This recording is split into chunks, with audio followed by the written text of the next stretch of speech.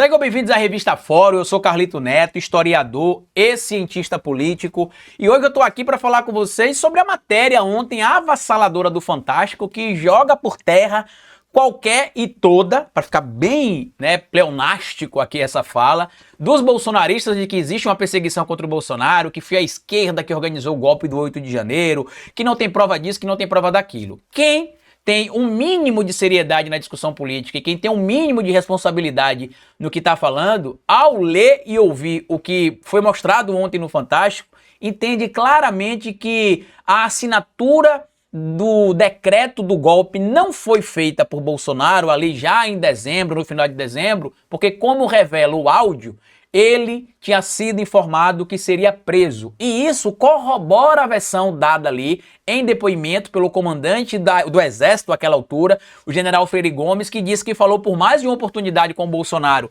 que não entraria em nenhum tipo de aventura golpista e que se ele continuasse com aquele tipo de fala, que o general teria de prender o presidente da República naquela altura. Aí muita gente também tem ouvido ali os áudios do Mauro Cid, os áudios do Mário Fernandes, de outras figuras também, tem questionado ali, se a delação do Mauro Cid não foi muito fraca, se a delação do Mauro Cid ele não omitiu muita coisa. Pra mim, sendo bem honesto, sim. A delação do Mauro Cid traz muito pouco elemento novo para as investigações da polícia. Tanto que muita gente aí tá falando, meu Deus, o Bolsonaro vai entrar com pedido para derrubar a delação do Mauro Cid. A própria defesa também ali do general Braga Neto, do Mário Fernandes, tem tentado anular a delação do Mauro Cid. E eu sinto dizer para eles que mesmo que a delação do Mauro Cid seja anulada, não muda nada.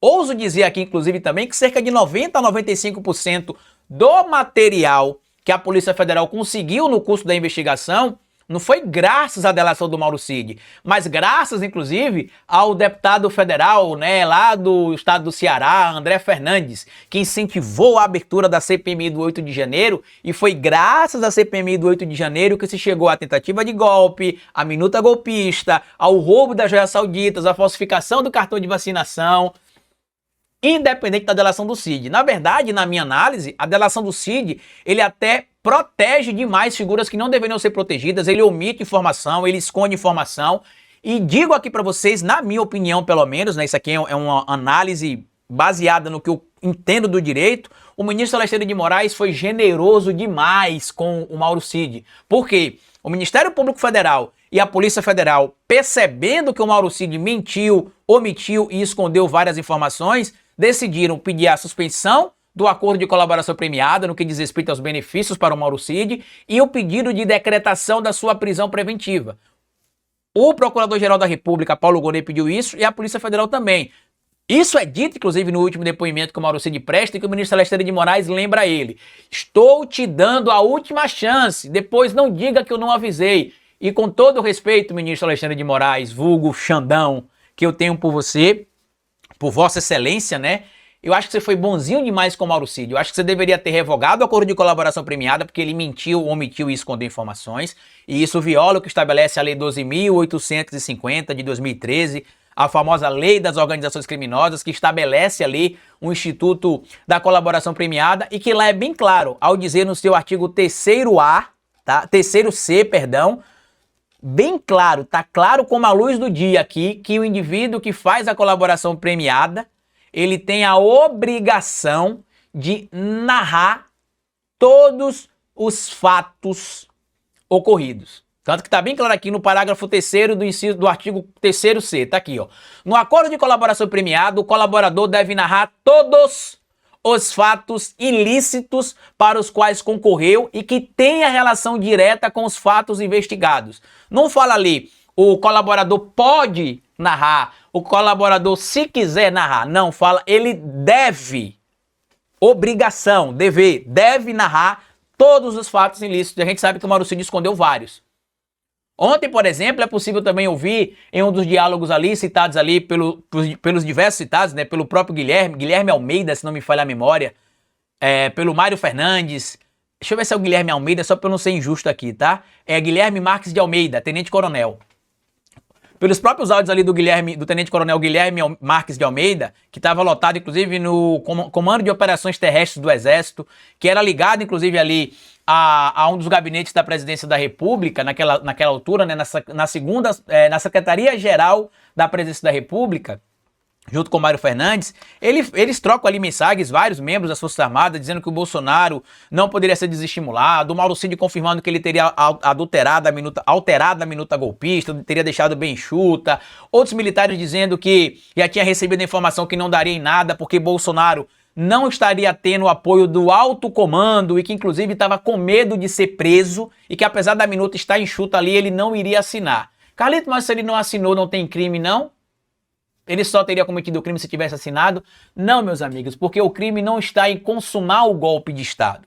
Está em tentar o golpe de Estado. E ele tentou. Os atos preparatórios e executórios, né, de executar o golpe, foram colocados em práticas e só foram retroagidos por motivos alheios, ou seja, que não eram de responsabilidade dos envolvidos, ou seja, se eles pudessem continuar agindo sem interferência de ninguém, eles continuariam agindo, mas por motivos alheios à vontade deles, eles tiveram de parar.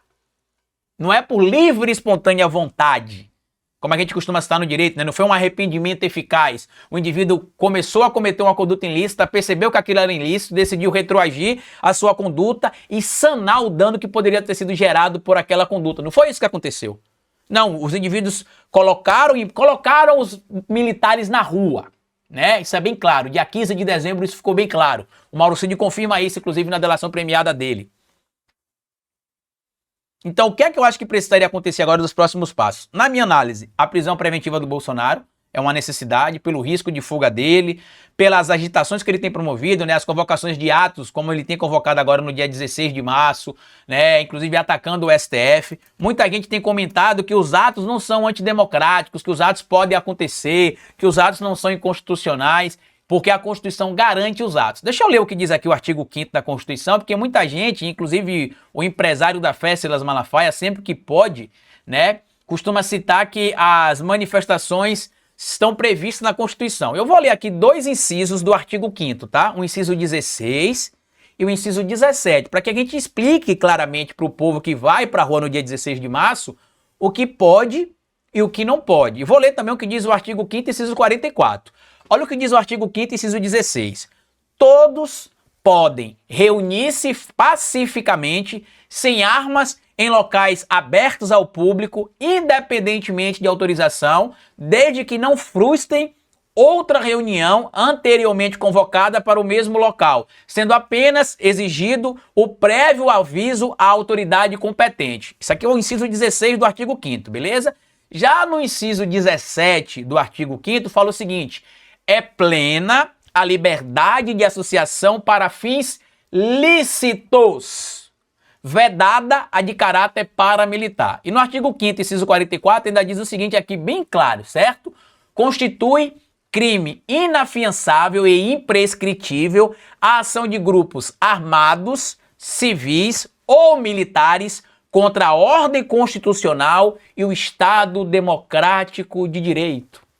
Então, não se pode se reunir no dia 16 de março e continuar pedindo, por exemplo, dissolução do STF, intervenção militar, porque é crime. E o que o Bolsonaro tem feito ao instigar, de certo modo, essa horda de apoiadores é estimular que esses ataques aconteçam à democracia, ao Estado democrático de direito. E como eu já citei e vou citar de novo aqui, na minha análise, ele já preenche o que está presente no artigo 312 do Código de Processo Penal, e para a garantia da ordem democrática, para a garantia do Estado democrático de direito e para a garantia da instrução criminal, a Justiça precisa atender ao pedido de decretação que deverá surgir, na minha análise, da Polícia Federal se o Bolsonaro continuar fazendo o que está fazendo. Olha o que diz o artigo 312 do Código de Processo Penal, que fala em específico da decretação da prisão preventiva de alguém. A prisão preventiva poderá ser decretada como garantia da ordem pública, da ordem econômica, por conveniência da instrução criminal ou para assegurar a aplicação da lei penal quando houver prova da existência do crime e indício suficiente de autoria e perigo gerado pelo estado de liberdade do imputado. Traduzindo, Bolsonaro nesse momento solto é um perigo para o Estado, para a punição contra ele, é um perigo também para a aplicação da instrução criminal e é um perigo também para a asseguração ou para assegurar, né, a aplicação da lei penal. Já tem prova da existência do crime cometido por Bolsonaro e indício suficiente de autoria dele.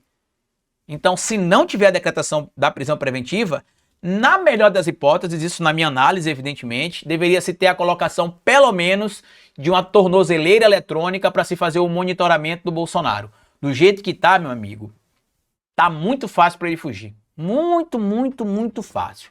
Mas enfim, compartilhe o vídeo se você puder, se inscreva no canal da Revista Fora e deixa seu like, me siga nas minhas redes sociais também, me siga no meu canal O Historiador, lá a gente publica vídeo 3 vezes por dia e eu queria agradecer a todo mundo que está acompanhando as minhas análises aqui na Revista Fora também, tá bom? Grande abraço, bom início de semana e até amanhã. Tchau!